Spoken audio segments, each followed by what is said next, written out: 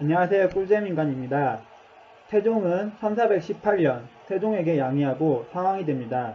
양해의 뜻을 내비치면서 신하들에게 이런 말을 했습니다. 18년 동안 호랑이를 탔으니 또한 이미 족하다. 양손에 힐을 묻혀가며 오른 왕의 자리. 그렇지만 태종은 오직 권력에만 눈먼 왕이 아니었습니다.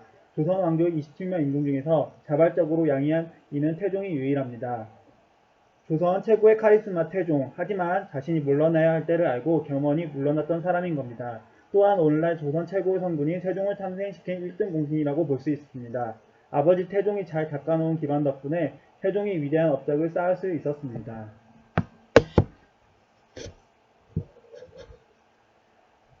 세종의 재위기간은 약 32년입니다. 조선의 왕 27명 중에서 7번째로 재위기간이 깁니다.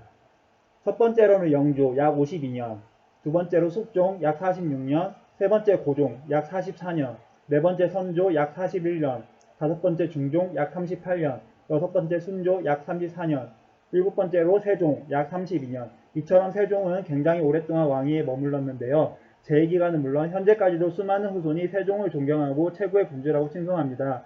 과연 세종이 이토록 존경받는 이유는 무엇일까요? 업적이 많아서 한글을 창제해서 여러 가지가 이유가 있겠지만 가장 큰 이유는 바로 백성을 사랑하는 마음, 애민의 정신을 몸소 보여주었기 때문입니다. 여러분은 유능하고 똑똑한 사람이 되고 싶은가요? 아니면 위대하고 훌륭한 사람이 되고 싶은가요? 비슷한 말 같지만 엄연히 다르답니다. 위대하고 훌륭한 사람의 특징은 무엇일까요? 바로 사랑을 사랑하는 마음이 있다는 겁니다. 위대하고 훌륭한 사람은 역사적으로 훌륭한 사람 누가 떠오르냐면 세종, 조선 후계 정조, 이순신 장군. 이들을 위대하다고 훌륭하다고 이야기할 수 있는 이유는 바로 사랑을 사랑하는 마음, 애민정신을 갖고 있기 때문입니다. 특히 세종은 한마디로 애민군주라고 부를 수 있습니다. 세종의 모든 업적은 오롯이 백성에 대한 사랑에서 탄생한 것이기 때문입니다. 대마도는 외국의 근거지였습니다. 이곳을 대대적으로 정벌한 것이 바로 세종유년 때의 일입니다. 물론 1419년의 대마도 정벌은 엄연히 세종실록에 등장하기 때문에 세종의 업적이라고 볼 수 있지만 사실은 태종의 업적이라고 할 수 있습니다. 태종이 셋째 아들인 충녕에게 왕위를 넘길 때 태종에게 모든 걸 다 주지만 딱 하나 주지 않은 것이 있는데 그게 바로 군사권이었습니다. 군사권은 태종 본인이 갖고 나머지 업무를 모두 아들에게 양해한 것입니다. 따지고 보면 왕이 또 한 명 왕이 있는 체제였다고 볼 수 있습니다. 이런 체제 하에 왜구를 정벌하는 교과서가 반포된 것입니다.